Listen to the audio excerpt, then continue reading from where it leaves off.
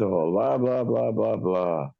Yeah, I thought the parts about the security guy that was with his mom was kind of funny, but we'll get to that. That's right away at the beginning, so we'll get to that right away.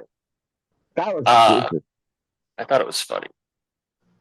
I thought it was funny. I Anyway, thought it let's was. I thought it was stupid because I saw myself in Jesse. yeah. Well, we've all seen ourselves in that position, I think, at some point. That's why it was funny.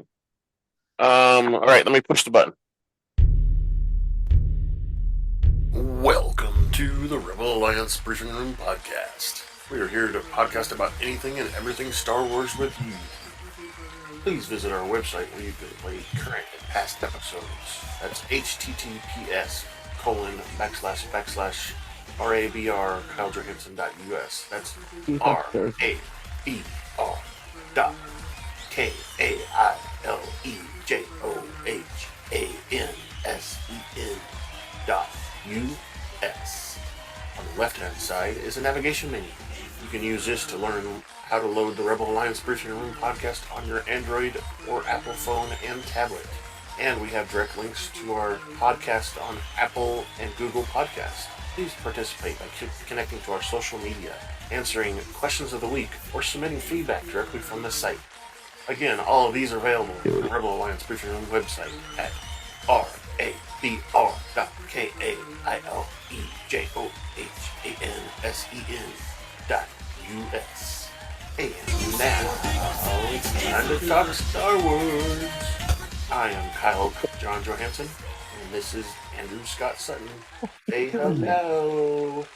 Hello. He doesn't have energy to dance, I guess. Hello. He's in too much of a hurry. Hello. I haven't been to bed yet. Yeah. But we're in a hurry today because I had troubles and Scott's got stuff to do. All right, so today we're talking about Star Wars Andor Episode 5. The Axe Forgets is the title. Which is, I thought that was a weird title, and like you said to me a little bit ago, that whole scene in that area was just kind of, I don't know, stupid or weird. I don't know what it was, but it was kind of weird. But I thought it was pretty good. I appreciate having to watch being scolded.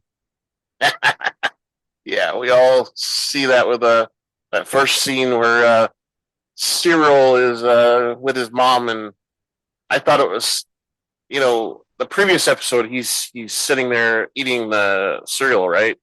Apparently, he eats this choco ball cereal with green spirals on it or whatever. I don't know what those things are, but apparently he eats those every morning, and I just thought it was very interesting. Yeah, it's just very interesting because his mom basically treats him like a little kid still, right? Like, our parents did when we were growing up. They never treated us like adults or anything. But anyway, so that's where it first starts out in the episode. Is he's talking with his mother, and she's talking about and her name, just so you know, is Edie Karn. His name is Cyril Karn. Edie Karn, and she is talking about Uncle Harlow, who is supposedly going to find Cyril a job. She tried to explain the incident herself as much as possible, but she, basically admits that she doesn't understand what the hell happened and why her son failed her so much. Basically is what we assume, because she doesn't really come out and say it, but she's pretty much berating him the whole time, right, Scott? Yep. So,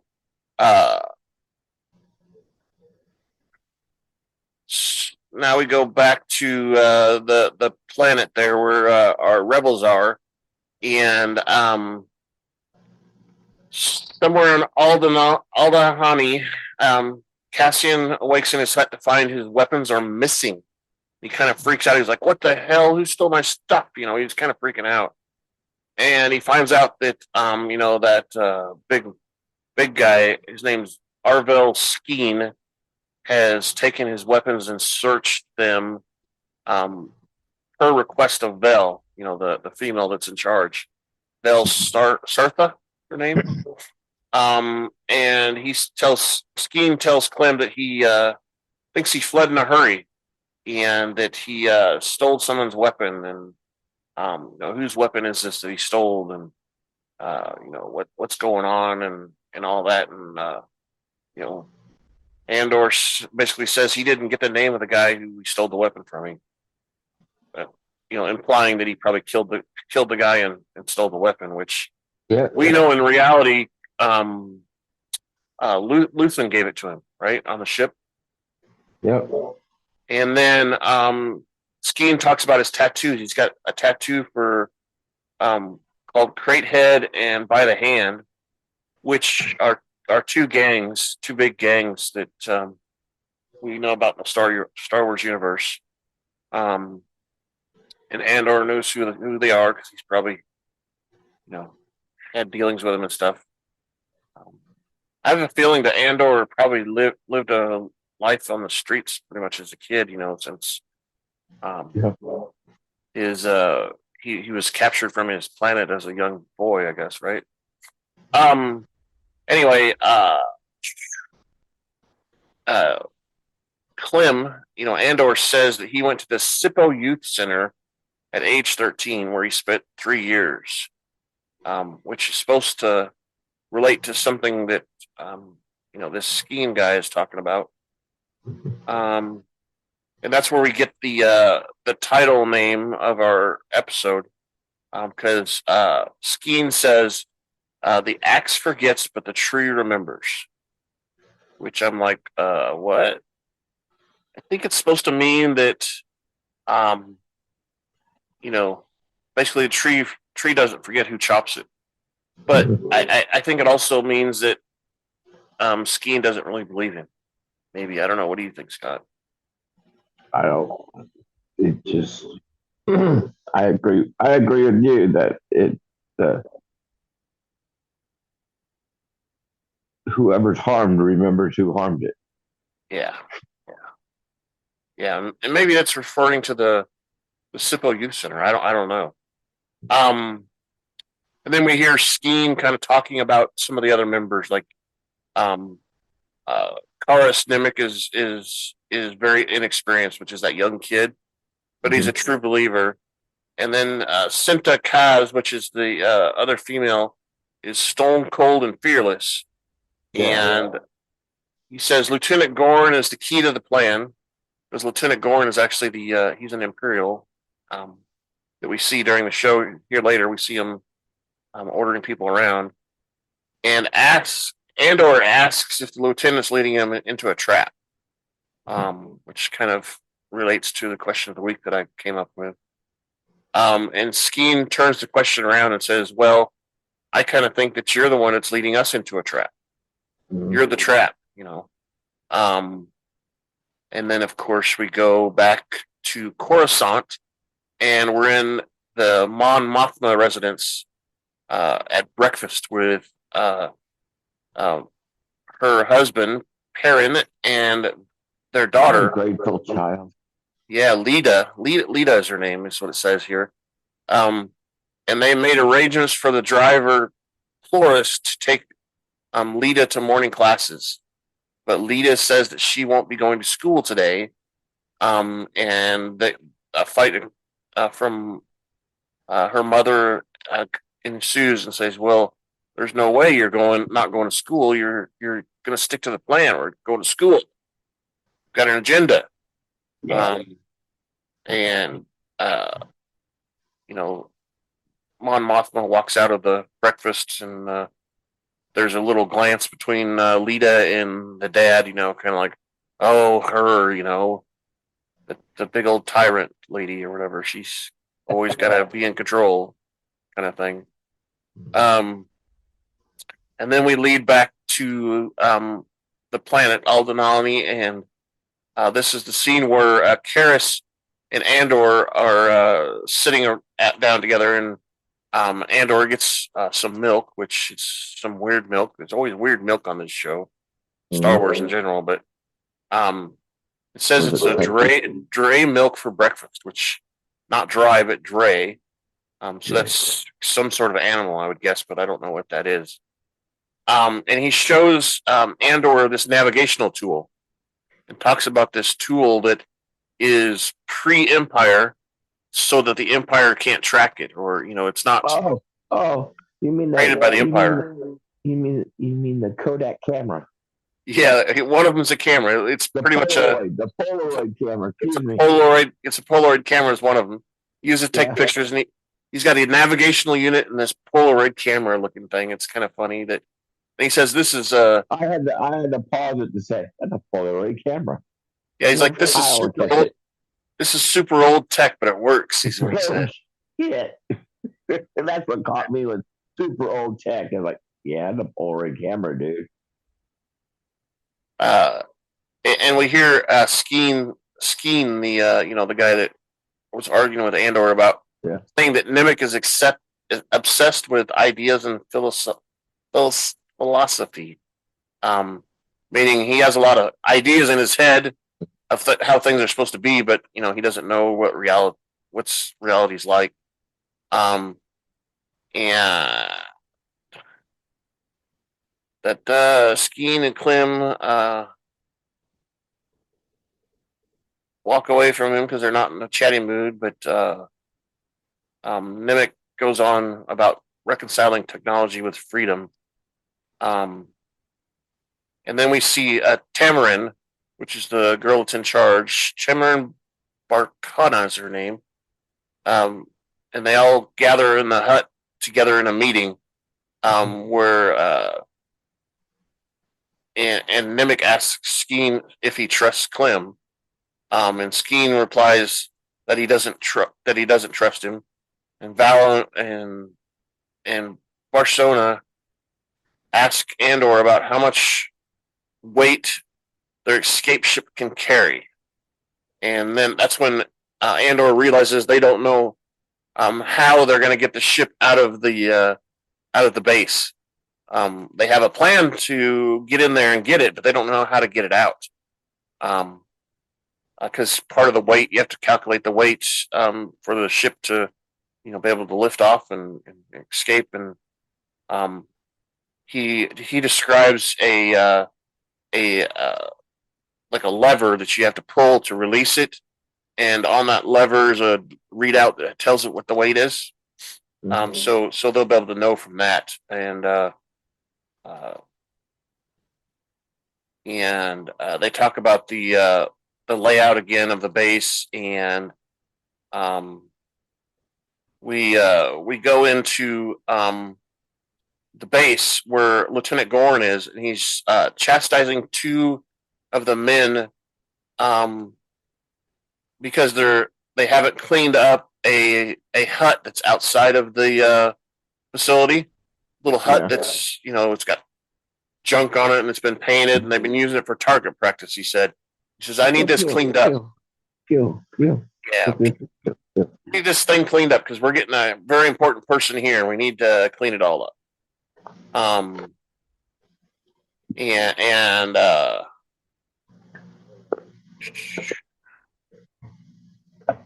tells Clem the cover story. Okay. And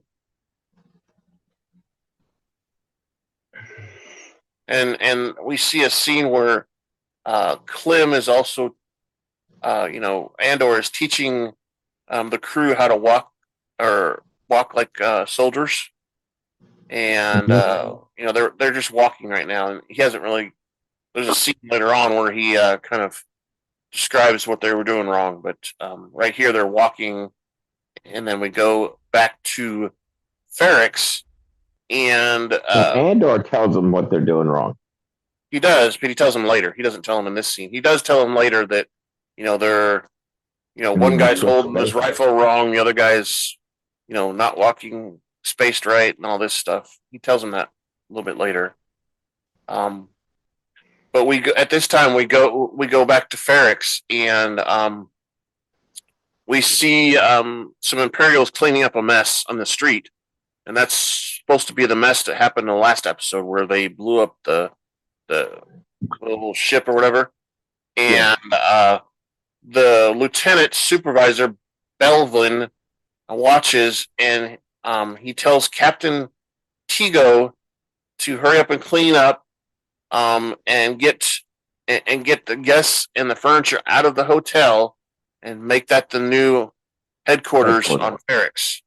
And this is where, yeah, this is weird. And that's where Tigo asks if he can be named the prefect, which basically is the one in charge of the entire planet. Basically, he's the ISB boss or whatever you want to call it for that. Nazis. Yeah, and Bevlin says I don't care what you want to be called. You can wear a ball gown for all I care. Just get the headquarters up and running by tomorrow. Mm-hmm. And this is where we go back to the planet again. And this is where Andor kind of tells them about what they're doing wrong with the marching. He basically says that they're marching a little bit wrong, but one of them is holding the blaster wrong because he's left-handed. And the planet. Then they make then what's her name makes him just describe all the weapons that all of them have or something like that.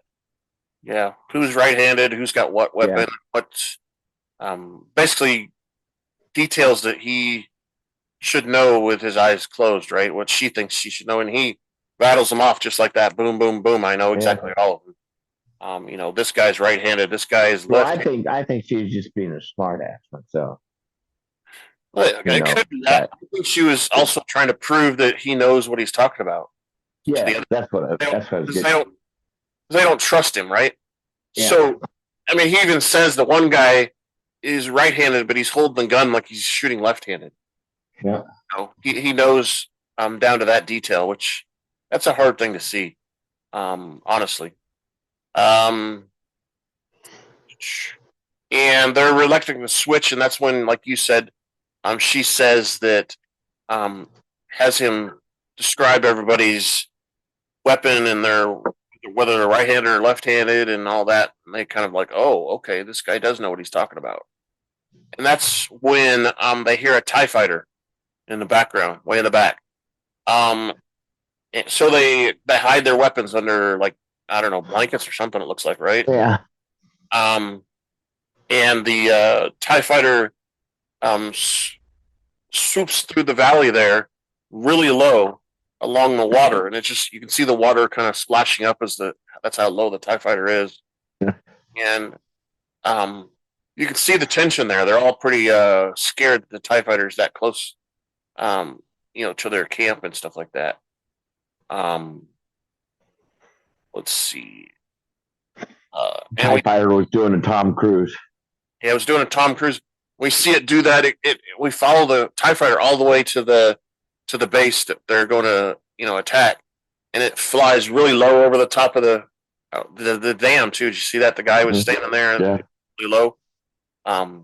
That's where we see Lieutenant Gorn again, and he speaks to a corporal named Kimizi, and he asks about the landscape that they're going to be redoing the base, and they're going to be tearing up a bunch of the landscape and stuff. And he's not really for that, but he's going to do whatever he needs to do. He doesn't like the idea that it's going to disrupt the locals, but business is business, is what he says. Kind of.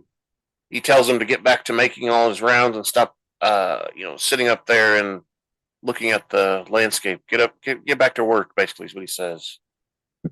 And then we see our crew, and Cinta is checking Andor's arm. And Andor gets all upset because Skeen grabs Andor's pouch again. And Skeen's like, well, it was in the way. I had to move it. And he says, don't touch my stuff.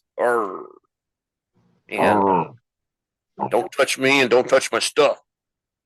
Then we go back to Coruscant, and this is where we see the Deidre Miro again, the ISB supervisor. And she walks by Bevlin and several aides discussing an upcoming conference. And they mention Ferrix and a couple other things going on. And she goes back to her office, and her assistant, which I think the name says it's Heretic, is searching ledgers, and checks the Hozon register, but does not report any missing objects. Um, she says the ledgers only show what people want to they want people to see, so they may not be accurate, right? Yeah. And they talk. Miro says, "Well, I should cut off for the night because we've been working pretty long hours." And basically, the assistant convinces her to stay and work on a few more files. Work right. Yeah. And she basically reassures Miro that she's onto something because they've been able to take a random pattern and kind of decipher it.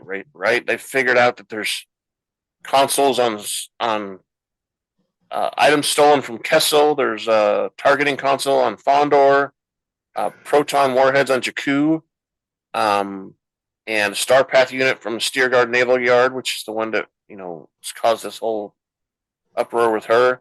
So they stay to kind of track it down and get the proof they need.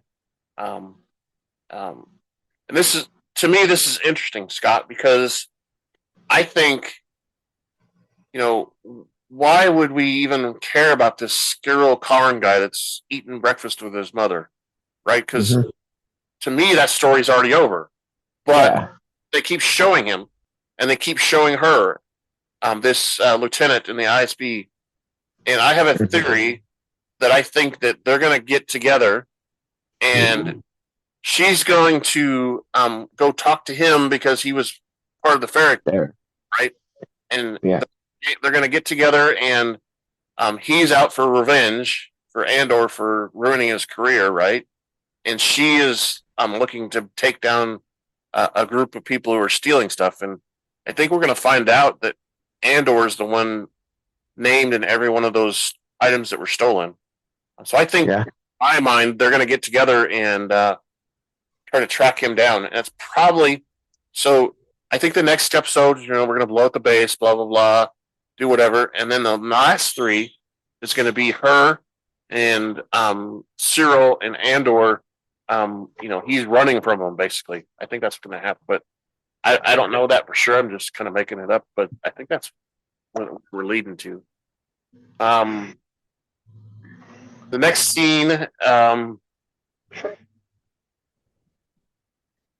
they burn up their model that they had there at the camp of the base, which is kind of poetic, right? Because that's what the base is probably going to look like when they're done. It's going to be on fire like that and stuff. And they give a toast to the rebellion and pack up and head off on their walk to the base for the attack in the morning, basically. So they're leaving in the afternoon, getting there at night, and they're going to attack in the morning. And Andor's still weary of relying on the Imperial Lieutenant Gorn. And Gorn, she explains Gorn's why Gorn is on their side, and she talks about how he fell in love with a local woman and lost his promotion because of it, and that basically caused him to lose his taste for the Empire.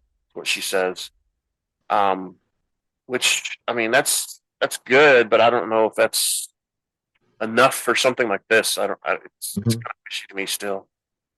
Then we go back to Coruscant with Eddie Sturl, and they're talking about Uncle Harlow again. And she says that Harlow thought that police work did not fit him anyway. And Searle asks, "What the hell does Harlow want? What kind of field does Harlow want me to pursue?" And she says, "Well, he's going to find the best thing he can for you." Um, and they're counting on Cyril's judgment, or not Cyril, Harlow's judgment, for Cyril's career plans. And I think that's kind of where Cyril is like, "Hey, why am I relying on these people to find me a job? Let me just go do my own thing." They don't say that in there, but I think that's kind of what he's thinking. So I can't remember if it had been said that that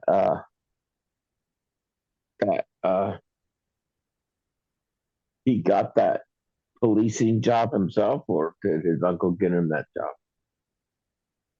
I don't think it's ever said. I think it might be implied. Maybe I don't know.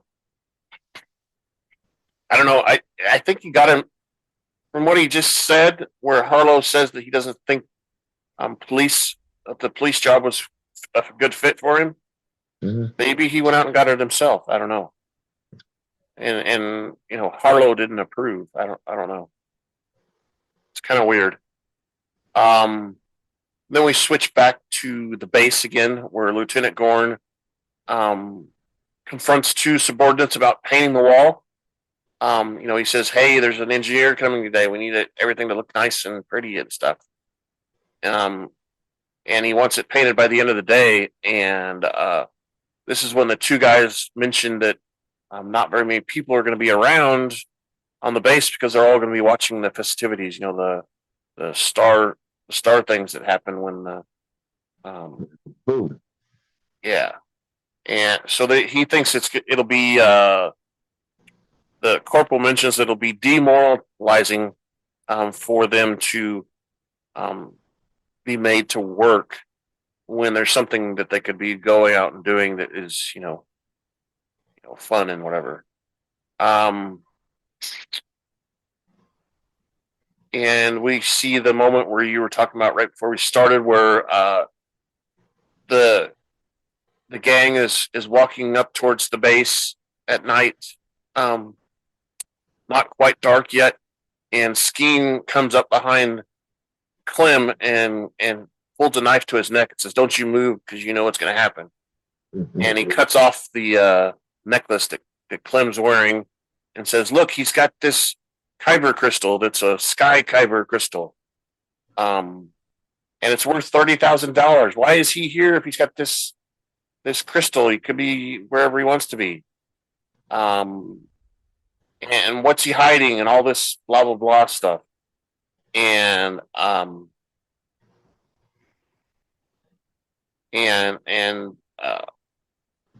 they talk about it, and Clem's like, "I'm here because I'm a mercenary. I'm here for the money. This is a down payment on my job, basically. I'm getting paid to do it. Getting paid. I don't care about any of you guys. I'm getting paid. Damn it."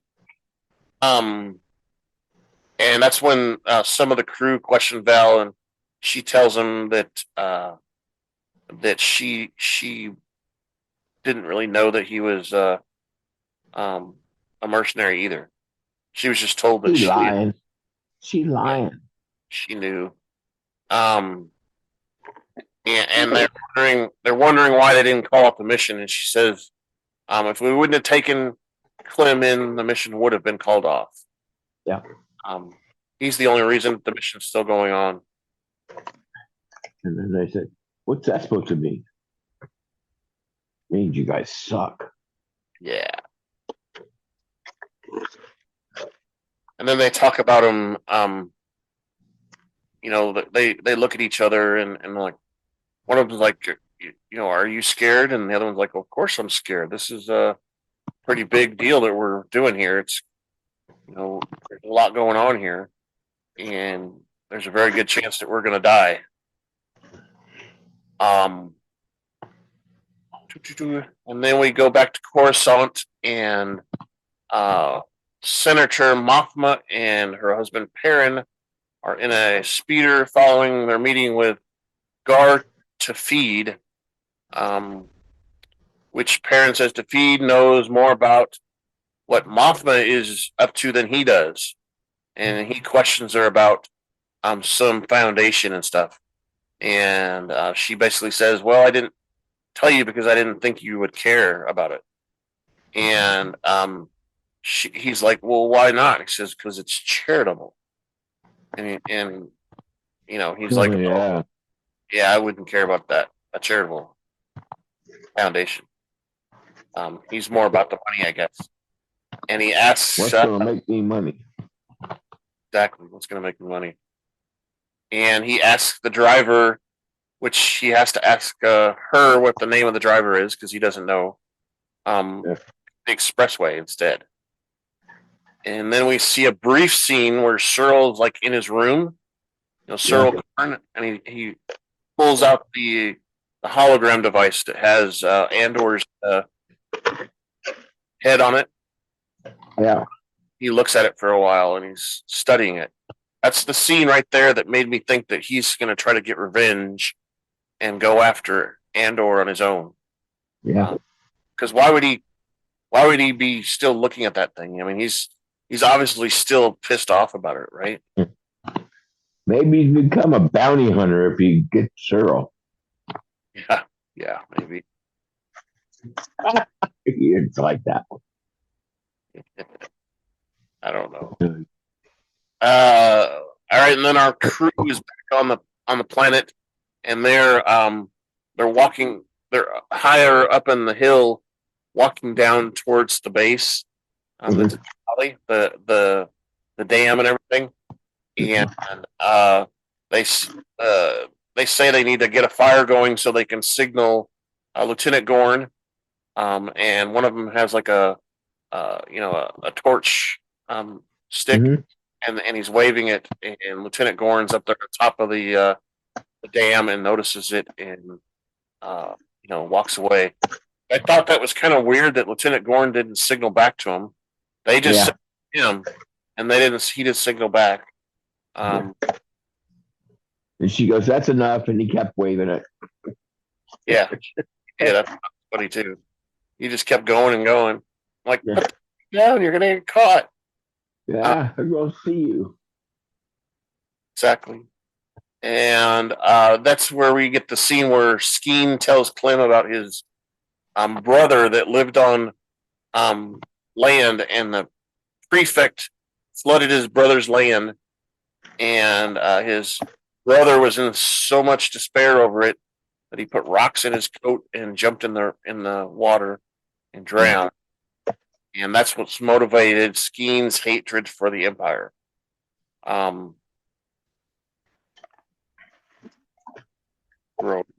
That's what his brother was growing.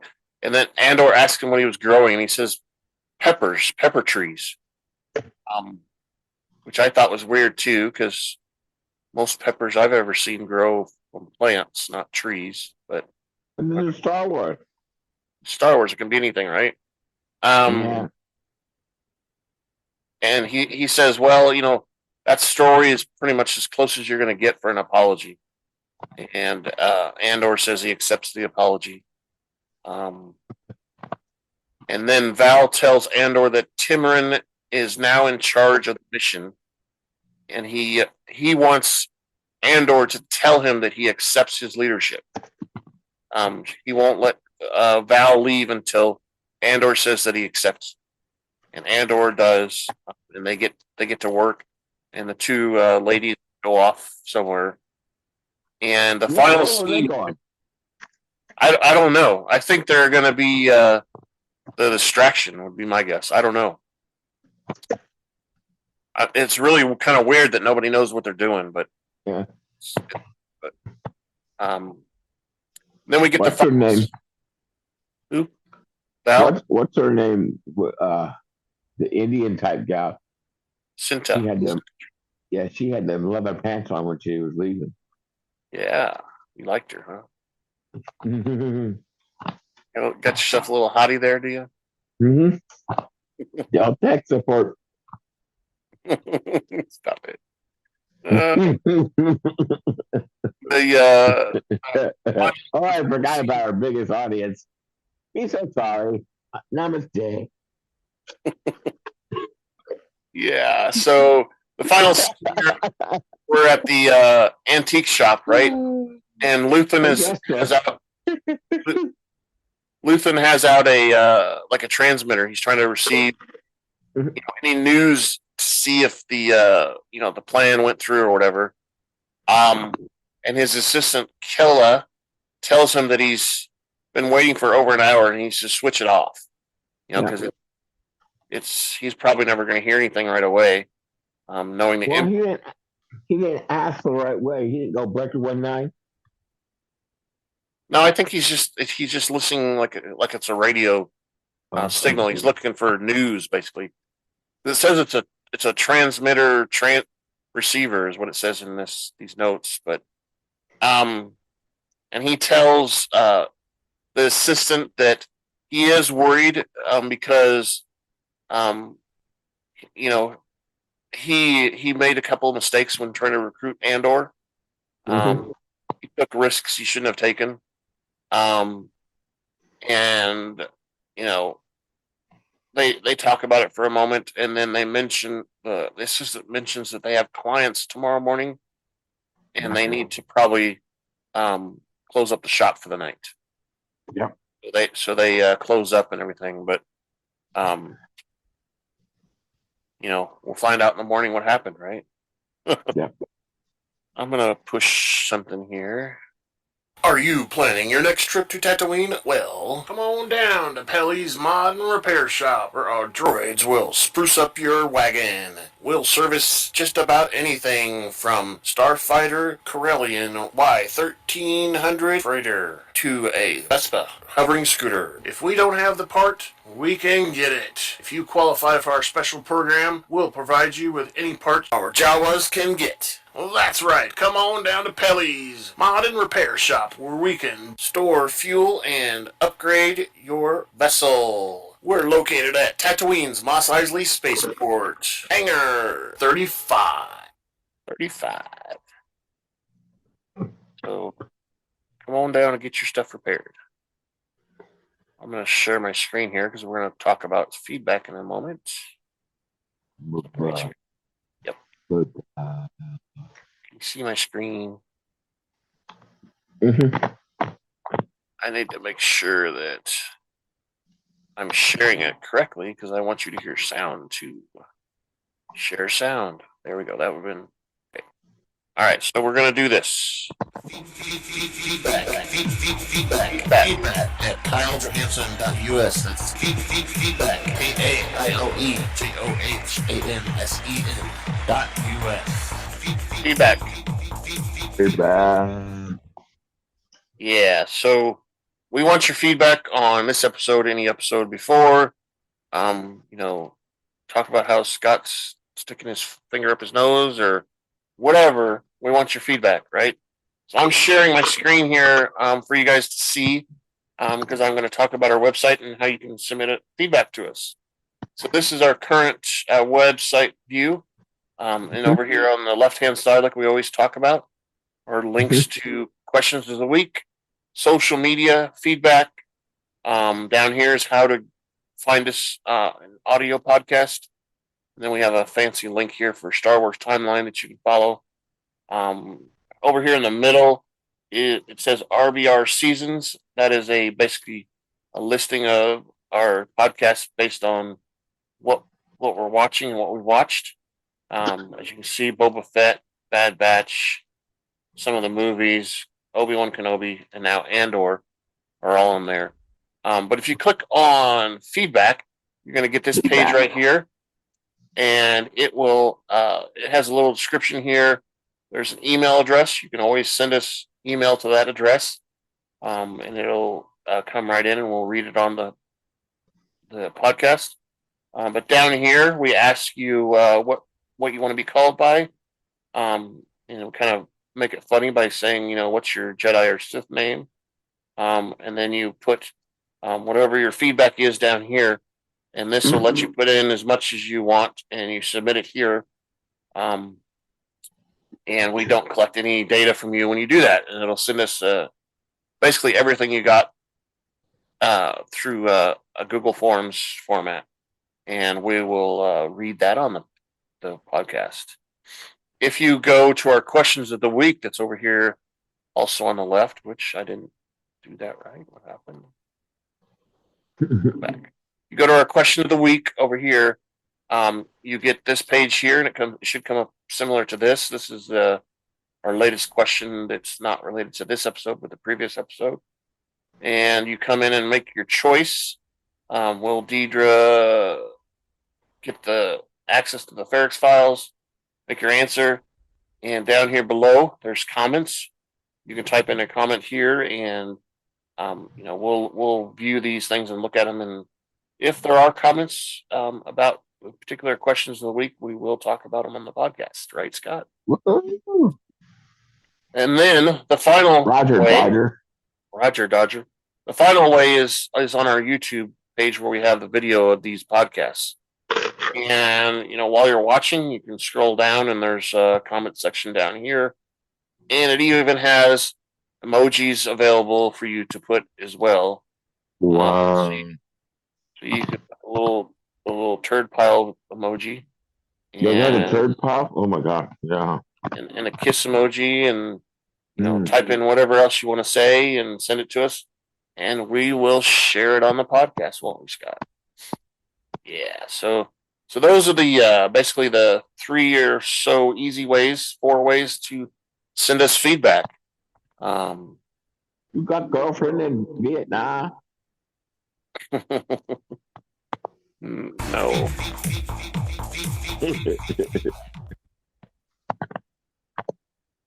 Me so horny. Me love you long time. Long time. All right. So that was that, and the question of the week, Scott. So I picked the question of the week to be crap. What did I put? I sent it to you too. Is Lieutenant Gorn setting a trap for our rebels? That's what I put as the question of the week. So that lieutenant in the base, is he setting up a trap? I don't think so. I think he wants out. Yeah, you think he wants out. So you think that this mission's going to be successcul? Basically, there'll probably be a couple people. There'll probably be a couple people to die, right? But they're gonna steal the payroll, or at least maybe let's say burn it up or something by mistake. But they're gonna get the payroll away from the Empire and cause all kinds of havoc, right? They're gonna fly over a big city, and they're gonna open up the bay doors and just drop it, and it's gonna be a free for all. It'd be funny if they did that. I think they should do that. I think they should. That's good. So, anything else you wanted to bring up about the episode, Scott? No, that's pretty cool. I wish they would have just gone ahead and had some action. Yeah. It's like, yeah, okay, this is boring. Yeah, I kind of agree. Well, see, I read more about from the first scene. From the first scene, it was like, oh, more berating by mommy to son. Yeah, all right. I lived this. I don't need that. Yeah, I didn't want to see that either. I read more about this because there's a lot of people online that think because of the way they structured the whole show, meaning they're 3 episodes that are basically the same subject, and then there's 3 more, and then there's 3 more. They think that they should have released all 3 at the same time. So 1 through 3, they did that. They think that 4, 5, and 6 should have all been released, and maybe not even chopped up. Maybe it's just one long episode. I saw that. I saw that on a guy that I consult on Star Wars stuff. Yeah. Besides you. You have a consultant, huh? Just kidding. Oh, bald one. Oh. I found it on Twitter. I saw that too, and I was like, what's going on? And I almost agree. I think that they shouldn't have even broken them up into individual episodes. It should be 1 through 3 should all be one episode, and no, basically an hour and a half movie or something like that, or like instead like of like two special events before the big dramatic blowing shit up. yeah. So the next episode, we think that they're gonna possibly attack the base, right? And I hope And then, so. yeah, let's hope it's not another one where they're just preparing. That'd be awful. Um, Or more breakfast talk with yeah, with mom could yeah. be. God. So that's episode 6, and then we've got there's 12 episodes. So then we've got 8, 9, and 10, which it should go together, right? And I think all of those build up to 11 and 12, which is the season finale. 11 and 12 are a two-parter, basically, episode. So we hope that that's the way it ends, right? I hope there's a big blow up. Yeah. I think What else could they do with that cat? What else could they do with that payload of cash though? That thing will be slow as hell. it could be. They're going. He should It's take a gonna be. TIE fighter. He should It's steal a gonna be pretty TIE heady. fighter. He should steal a TIE fighter and have somebody else drive the barge. That would They be could. great. Yeah, but the TIE fighters don't have very much. Andor and a TIE fighter. Woo! Yeah, well, TIE fighters don't have very much space in them. I There's didn't say basically. for the space. I said for protection. Oh, well, maybe they do. Maybe they do. Maybe that we see that. I don't know. Maybe they just Um. condom or something. Dun dun dun. Yeah. The reservoir tip. Yeah. Or escape pod. Huh? So you saw what they were loading that with. Those they're like weren't they like keg containers or something? Yeah, something like that. Little 10 or what is it? 100-gallon drums or something like that. Yeah. But I don't know. We'll see. We'll see. I don't. It's going to be interesting and I think this is it. We saw the who's the VIP that's going to show up? yeah. I saw something about that, and I don't know if it's true. But it's so it's an engineer. We know it's an engineer. Um, and we know that this planet is close to the same system that the Death Star is being built in. Mm-hmm. It's not quite the same system, but it's close. So I think that this base is developing parts for the Death Star. Not all the parts, but maybe they specialize in a few parts, right? Yeah. So they're building, like, let's say they're building the tile floor on the people walk on. So that's all they do. So I think this engineer is an engineer for the Death Star, that's maybe in charge or close to higher up in the Death Star. It's going to come and inspect the products that they're producing. So who knows? I saw the guy's name, but I don't remember it anymore. And it's some guy that you should remember from I think it's Revenge of the Sith or one of those movies where we see a couple of those engineers and stuff like that that are related to it.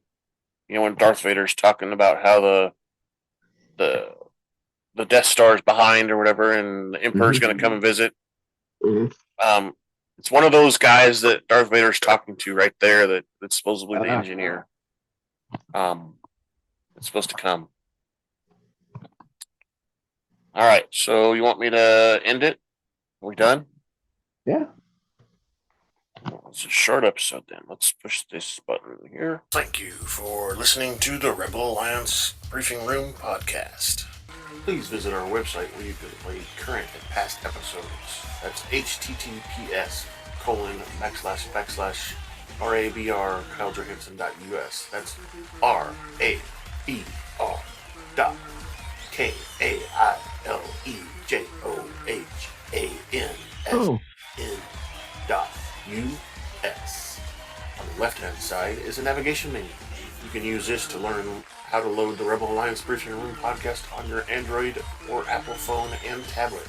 And we have direct links to our podcast on Apple and Google Podcasts. Please participate by connecting to our social media, answering questions of the week, or submitting feedback directly from the site.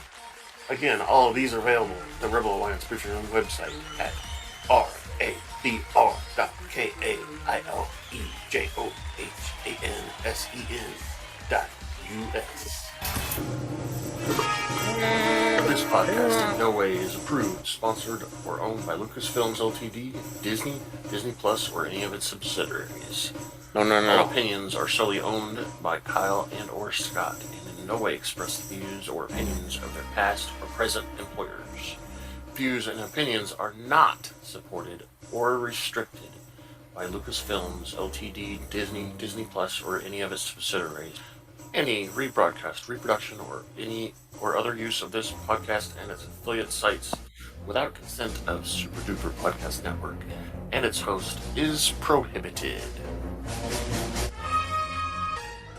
I am Kyle Johansson, and this is Andrew Scott Sutton. Say goodbye now. Bye. We're out of here. See ya.